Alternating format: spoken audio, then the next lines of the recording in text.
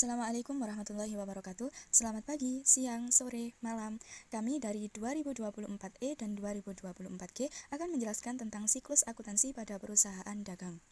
Berikut adalah anggota kelompok kami, 2024E, Dini 199 dan Oktaviani 201, 2024G, Jihan 304, dan saya Nafa 211. Memasuki materi pertama yang menjelaskan tentang pengertian dan karakteristik pada perusahaan dagang. Perusahaan dagang adalah perusahaan yang bisnis utamanya membeli barang dari pemasok dan menjual lagi ke konsumen tanpa mengubah wujud barang tersebut. Sebagai contoh yang bisa kita temui adalah toko Madura dan supermarket. Kegiatan perusahaan dagang yaitu membeli dan menjual kembali barang dagang tanpa merubah bentuknya. Jenis-jenis transaksi pada perusahaan dagang. Sebelumnya kita akan membahas apa sih transaksi itu. Jadi, transaksi adalah kejadian ekonomi yang bersifat finansial. Contoh kejadiannya seperti penjualan barang dagang, pembelian kendaraan, pembayaran listrik. Nah, pada perusahaan dagang terdapat beberapa transaksi yang khusus seperti pembelian dan penjualan. Berikut adalah transaksi-transaksi pada perusahaan dagang. Pembelian barang dagang. Pembelian adalah aktivitas memperoleh barang dagang untuk dijual kembali. Pembelian dapat dilakukan secara tunai maupun kredit. Syarat pembayaran. Syarat pembayaran adalah untuk mempercepat penerimaan pembayaran. Selain itu juga bertujuan untuk mempengaruhi konsumen untuk membeli barang dagang karena pemberian potongan harga atau diskon sehingga jumlah penjualan dapat meningkat. Istilah-istilah syarat pembayaran. A. N/30. Ketentuan pembayaran tersebut dapat berarti bahwa pembayaran dilakukan selambat-lambatnya 30 hari setelah pembelian barang dan tanpa diskon penjualan. B. 3/10 N/30. Syarat pembayaran ini dapat berarti bahwa penjualan akan dikenakan diskon 3% jika pembayaran dilakukan dalam waktu tidak lebih dari 10 hari setelah pembelian. C. 3/7 1/14 N/30. Yang berarti bahwa persyaratan pembayaran tersebut adalah 3% diskon jika pembayaran diselesaikan 7 hari setelah pembelian dan dikenakan diskon 1% jika pembayaran dilakukan setelah lebih dari 7 hari, tetapi tidak lebih dari 14 hari setelah pembelian barang dagangannya. Pembayaran juga akan dilakukan selambat-lambatnya 30 hari setelah pembelian. D. End of month. Syarat penyerahan. Secara umum, syarat penyerahan barang adalah tentang satu pihak antara pihak pembeli atau pihak penjual yang akan bertanggung jawab dalam menanggung beban angkut pembelian suatu barang dagang dan resiko terhadap barang dagang. Syarat-syarat penyerahan. A. FOB shipping point adalah merupakan syarat penyerahan barang di mana biaya angkut barang atau yang bisa disebut ongkos kirim serta tanggung jawab atas segala resiko terhadap barang dagang dalam perjalanan dari gudang penjualan menuju ke gudang pembelian merupakan tanggung jawab pembeli. B. FOB destination adalah merupakan syarat penyerahan barang di mana biaya angkut barang atau disebut juga ongkos kirim. C. CIF artinya pihak penjual harus menanggung beban pengiriman barang dan premi asuransi kerugian barang yang dijual. Syarat dari CIF sendiri biasanya dilakukan pada transaksi ekspor dan impor. D. Potongan pembelian. Potongan pembelian berfungsi sebagai tempat mencatat potongan harga yang diterima dari penjualan. E. Retur pembelian dan pengurangan harga. Mungkin suatu saat Anda mengalami kerusakan, jadi barangnya bisa dikembalikan. F. Beban angkut pembelian barang yang dibeli. Beban angkut yang menjadi tanggungan pembeli akan dicatat pada akun beban angkut pembelian di sisi debit dan akun kas di sisi kredit. G. Penjualan barang dagangan. Transaksi penjualan merupakan transaksi utama untuk memperoleh penghasilan dan merupakan komponen utama pembentukan laba. H. Penerimaan kembali barang dagang yang dijual atau retur. Penjualan dan pengurangan harga ini berfungsi sebagai tempat mencatat transaksi penerimaan kembali barang yang telah dijual atau pengurangan harga yang diberikan kepada pihak pembeli. I. Potongan penjualan. Akun potongan penjualan ini termasuk akun kontra dari akun penjualan. C. Beban angkut penjualan. Beban angkut penjualan terjadi karena penjualan menanggung biaya pengiriman barang sampai ke tempat pembeli. Biaya ini dilaporkan dalam biaya operasional. K. Persediaan barang dagangan. Persediaan barang dagangan adalah barang dagangan yang masih ada dan belum terjual. Kemudian ada akun-akun pada perusahaan dagang yang meliputi A. Pembelian, B. Retur pembelian, C. Potongan pembelian dan pengurangan harga, D. Penjualan, E. Retur penjualan, F. Penjualan dan pengurangan harga, G. Beban angkut pembelian, H. Beban angkut penjualan, dan I. Persediaan barang dagang. 1. Metode pencatatan persediaan barang dagangan. Metode pencatatan persediaan barang dagangan terdiri atas metode fisik dan metode perpetual. A. Metode fisik. Metode fisik adalah melakukan pencatatan mutasi atau perpindahan barang yang keluar maupun masuk tidak akan dicatat. Pencatatan barang dilakukan oleh perusahaan barang dagang melalui akun penjualan untuk transaksi penjualan barang dan akun pembelian untuk transaksi pembelian barang. Berikut ini contoh pencatatan metode fisik. Selanjutnya, metode perpetual. Pencatatan barang dagang dilakukan secara terus-menerus, detail atau terperinci pada setiap transaksi yang terjadi dalam perusahaan barang dagang. Dalam metode ini, transaksi pembelian barang dagangan akan dicatat dengan mendebit akun persediaan barang dengan sebesar harga beli atau harga perolehan. Sedangkan jika terjadi penjualan, akan dicatat dengan mengkredit akun persediaan barang dagangan sebesar harga pokoknya. Berikut adalah contoh pencatatan metode perpetual. 2. Perhitungan harga perolehan persediaan. Secara umum, perhitungan harga perolehan persediaan barang dagang dapat dihitung berdasarkan metode FIFO, LIFO, dan average. A. Metode FIFO, first in first out. Penerapan metode ini terutama diterapkan pada barang-barang yang tidak tahan lama atau produk-produk yang modelnya cepat berubah. Contohnya seperti produk dari makanan. B. Metode LIFO, last in first out. Ini merupakan metode yang lebih rumit sehingga biaya pembukuan untuk menjadi lebih mahal. Metode ini penerapan penjualan terhadap barang yang paling akhir masuk yang akan dijual terlebih dahulu. Laba dan rugi yang dihasilkan dari penerapan metode ini cenderung menghasilkan laba dan rugi yang lebih rendah. C. Metode rata-rata. Merupakan metode tengah-tengah antara metode FIFO dan metode LIFO. Dalam metode rata-rata sederhana, nilai persediaan barang ditentukan melalui hasil perkalian dari harga rata-rata barang dagang per unit dengan sisa barang dagangan. Sedangkan dalam metode rata-rata tertimbang, nilai persediaan barang dagang ditentukan berdasarkan perhitungan pada perkalian dari jumlah barang dagang yang tersedia dengan harga barang dengan rata-rata persatuan. Selanjutnya yaitu materi kedua mengenai jurnal khusus dan buku besar. Jurnal khusus merupakan catatan yang dibuat khusus untuk mencatat transaksi yang sering terjadi dan serupa. Tujuannya agar pencatatan jadi lebih cepat dan rapi. Dalam perusahaan dagang ada 4 jenis jurnal khusus. Yang pertama yaitu jurnal penjualan yang digunakan untuk mencatat semua penjualan barang secara kredit. Yang kedua yaitu jurnal penerimaan kas yang digunakan untuk mencatat uang yang diterima, misalnya dari pelanggan atau pendapatan lain. Yang ketiga yaitu jurnal pembelian yang digunakan untuk mencatat semua pembelian barang secara kredit. Dan yang keempat yaitu jurnal pengeluaran kas yang digunakan untuk mencatat semua pengeluaran uang, seperti pembayaran tagihan atau pembelian tunai. Contoh dari jurnal penjualan. Pada kolom tanggal pada jurnal penjualan diisi dengan kapan transaksi penjualan terjadi. Pada kolom keterangan diisi dengan nama pelanggan yang membeli barang. Pada kolom nomor bukti diisi dengan nomor faktur atau bukti transaksi. Pada kolom syarat pembayaran diisi dengan ketentuan pembayaran kredit, misalnya EOM artinya pembayaran dilakukan di akhir bulan, 2/10 N/30 artinya ada diskon 2% jika bayar dalam 10 hari dan maksimal harus bayar dalam 30 hari. Pada kolom piutang dagang diisi dengan jumlah uang yang menjadi utang pelanggan atau debit. Pada kolom penjualan diisi dengan jumlah penjualan atau kredit. Dan pada bagian bawah menunjukkan total seluruh penjualan kredit selama periode tertentu. Contoh dari jurnal penerimaan kas. Pada jurnal ini formatnya masih sama dengan jurnal penjualan. Contoh dari jurnal pembelian. Pada jurnal ini formatnya sama dengan jurnal penjualan dan jurnal penerimaan kas. Contoh dari jurnal pengeluaran kas. Pada jurnal ini formatnya sama dengan jurnal penjualan, jurnal penerimaan kas, dan jurnal pembelian. Buku besar. Buku besar merupakan catatan yang digunakan untuk mencatat semua perubahan yang terjadi pada suatu akun keuangan, misalnya uang masuk atau keluar akibat dari berbagai transaksi. Setelah transaksi dicatat di jurnal khusus, data dipindahkan ke buku besar yang mengelompokkan transaksi berdasarkan akun. Pada akun penjualan, tanggal 30 Juni, penjualan kredit sebesar 31 juta dicatat. Pada akun piutang dagang, piutang bertambah sebesar 31 juta pada 30 Juni, lalu berkurang karena pelunasan sebesar 11 juta pada 30 Juni. Pada akun kas bertambah 32.280.000 pada tanggal 30 Juni. Pada akun potongan penjualan sebesar 220.000 dicatat pada tanggal 30 Juni. Buku besar pembantu. Buku besar pembantu merupakan catatan tambahan yang digunakan untuk mencatat rincian lebih detail dari buku besar utama. Buku besar pembantu piutang dagang. Pada buku besar piutang dagang tercatat saldo sebesar 20 juta. Untuk mengetahui saldo tersebut milik debitur yang mana, memerlukan siapa saja nama debiturnya. Pada jurnal penjualan terdapat 5 nama debitur, yaitu yang pertama Fagurun Bandung, yang kedua Purwanto Semarang, yang ketiga Tuan Yoga Asmara, yang keempat PT Ambarsari Surabaya, yang kelima Fahyuj. Dari jurnal penerimaan kas tersebut, debitur yang sudah melakukan pembayaran yaitu Fagurun Bandung dan Tuan Yoga Asmara. Untuk melakukan posting dari jurnal khusus ke buku besar pembantu membutuhkan buku besar untuk masing-masing debitur. Dari buku besar pembantu piutang tersebut, maka daftar saldo piutang dagang adalah seperti di samping. Buku besar pembantu hutang dagang memerinci jumlah hutang dagang yang menjadi tanggungan kreditor.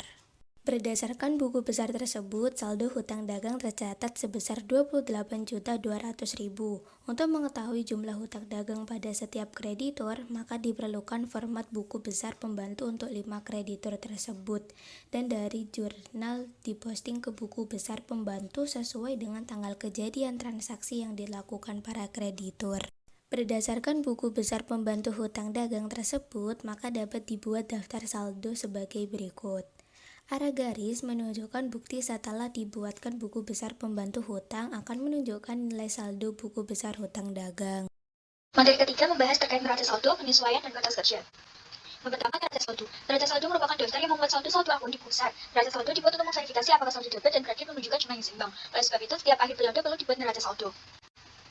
Data yang disusun di neraca saldo merupakan saldo-saldo yang terdapat pada buku besar, yang selanjutnya disusun dalam format neraca saldo sebagai berikut. Pada bagian judul, untuk baris pertama berisi nama perusahaan, baris kedua berisi kalimat neraca saldo, dan baris ketiga berisi periode dari neraca saldo tersebut. Untuk kolom nomor 1 diisi dengan nomor akun, kolom nomor 2 diisi dengan nama akun buku besar, kolom nomor 3 dan 4 diisi oleh jumlah saldo akhir buku besar. Disajikan juga contoh cara membuat neraca saldo. Ada data keuangan PT berkah 30 Juni 2019 sebagai berikut.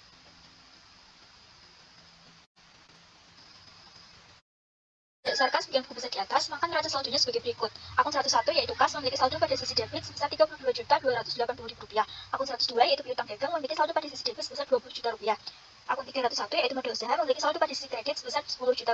Akun 401 yaitu penjualan memiliki saldo pada sisi kredit sebesar Rp39.500.000. Akun 402 yaitu potongan penjualan memiliki saldo pada sisi debit sebesar Rp220.000.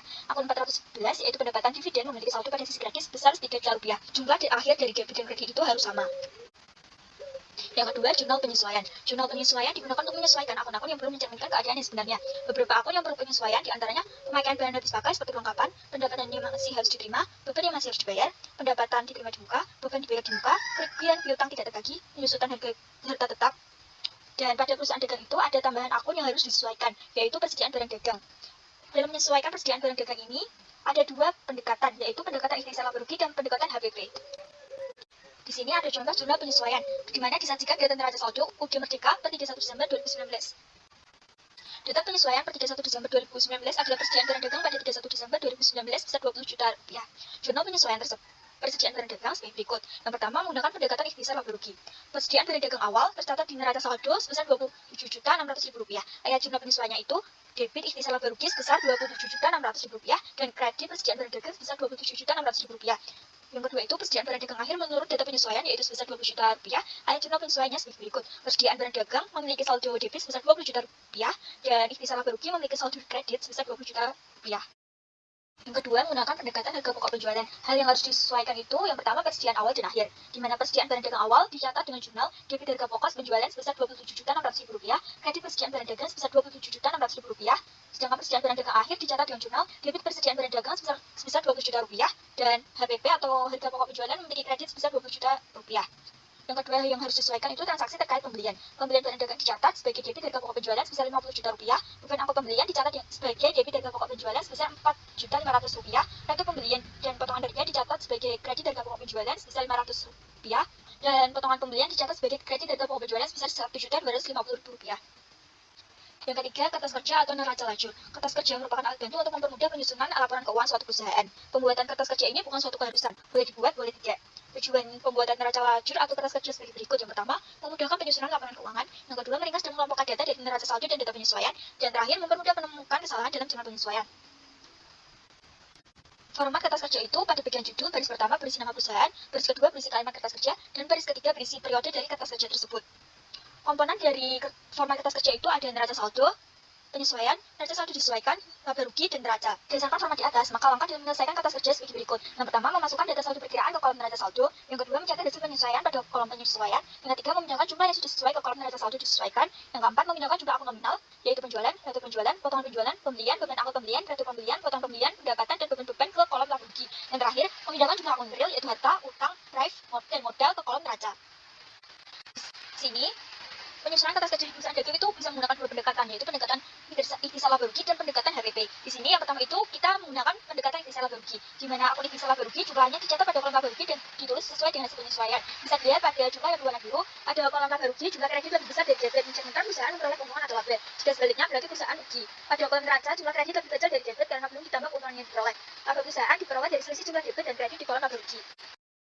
Yang kedua, penyusunan kertas kerja di perusahaan dagang dalam pendekatan harga pokok penjualan.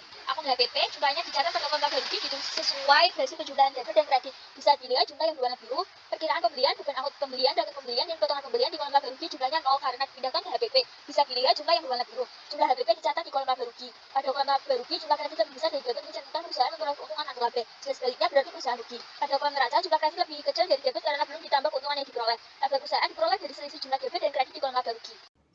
Selanjutnya adalah materi 4 tentang laporan keuangan. Apa itu laporan keuangan? Laporan keuangan adalah laporan yang menunjukkan ringkasan transaksi keuangan suatu perusahaan pada satu periode yang terdiri atas laporan laba rugi, laporan perubahan ekuitas, neraca, dan laporan arus kas. Baik, selanjutnya adalah laporan laba rugi. Laporan laba rugi menggambarkan jumlah pendapatan dan beban yang terjadi selama satu periode. Pendapatan pokok di perusahaan dagang adalah penjualan. Selain itu, di perusahaan dagang terdapat istilah harga pokok penjualan atau yang sering disebut HPP. Rumus HPP sendiri adalah persediaan barang dagang awal ditambah pembelian, ditambah beban angkut pembelian dikurangi kurung buka, retur pembelian ditambah potongan pembelian kurung tutup dikurangi persediaan barang dagang akhir. Di sini sudah ada contoh laporan harga pokok penjualan, di mana seperti rumus awal, HPP sama dengan persediaan barang dagang awal ditambah pembelian, ditambah beban angkut pembelian, dikurangi retur pembelian, dikurangi potongan pembelian, dikurangi persediaan barang dagang akhir, akan menghasilkan HPP. Laporan laba rugi bisa dibuat dalam bentuk single step atau multi step. Laporan laba rugi single step merupakan laporan laba rugi yang disajikan dengan menjumlahkan semua penghasilan dan menguranginya dengan semua biaya tanpa memisahkan jenis laba rugi dari kegiatan operasional dan non-operasional. Sedangkan laporan laba rugi multi-step merupakan laporan laba rugi yang disusun dalam beberapa klasifikasi. Klasifikasi pertama misalnya, laporan menyajikan laba rugi yang diperoleh dari kegiatan operasional. Klasifikasi berikutnya, laporan menyajikan laba rugi yang diperoleh dari kegiatan non-operasional dan sebagainya. Pada perusahaan dagang, secara umum laporan laba rugi dibuat dalam bentuk multi-step. Contoh susunan laporan laba rugi seperti berikut. Berikut ini adalah contoh laporan laba rugi single step. Dan ini adalah contoh laporan laba rugi multi step. Selanjutnya adalah laporan perubahan ekuitas atau modal. Adalah laporan yang berisikan perubahan modal pada saat tertentu. Laporan perubahan modal akan menggambarkan modal awal, price laba rugi, dan modal akhir. Berikut adalah contoh laporan perubahan ekuitas atau modal dengan rumus modal awal ditambah kurung buka laba bersih dikurangi price menghasilkan modal akhir. Baik, selanjutnya adalah laporan neraca. Laporan neraca adalah laporan yang menggambarkan posisi keuangan yang terdiri dari aktiva dan pasiva pada saat tertentu. Jadi ada 3 komponen penyusunan laporan neraca, yaitu harta, kewajiban, dan modal. Data untuk menyusun laporan neraca di kertas kerja dapat dicatat dari kolom neraca. Bentuk laporan neraca ada 2, yaitu skontro atau akun form dan stafel atau report form. Nah, apa bedanya laporan neraca bentuk skontro dan stafel? Jika laporan neraca bentuk stafel menyajikan laporan keuangan dengan format memanjang ke bawah. Neraca keuangan berbentuk stafel juga meletakkan informasi akun di sebelah kiri, sementara nominalnya diletakkan di bagian kanan tabel. Adapun susunan penulisannya yaitu informasi aktiva, liabilitas, dan ekuitas ditulis secara berurutan ke bawah. Nah, jika laporan neraca berbentuk skontro menyajikan informasi dengan format lebar ke samping. Penulisan neraca keuangan berbentuk skontro ini dibuat menjadi 2 lajur, di mana lajur kiri berisikan informasi aset dan nominalnya, sementara itu lajur kanan berisikan informasi mengenai kewajiban dan ekuitas beserta nominalnya. Berikut ini adalah contoh laporan neraca bentuk skontro. Yang terakhir adalah laporan arus kas atau cash flow statement, memiliki pengertian sebagai laporan keuangan yang menyajikan informasi tentang penerimaan dan pengeluaran kas suatu perusahaan selama suatu periode akuntansi. Hal yang biasa disajikan atau digambarkan dalam laporan keuangan arus kas cash flow statement meliputi jumlah kas yang diterima seperti pendapatan tunai dan investasi tunai dari pemilik serta jumlah kas yang dikeluarkan perusahaan seperti beban-beban yang harus dikeluarkan, pembayaran utang, dan pengambilan drive. Berikut adalah contoh laporan arus kas pada perusahaan PD Asmi Jaya.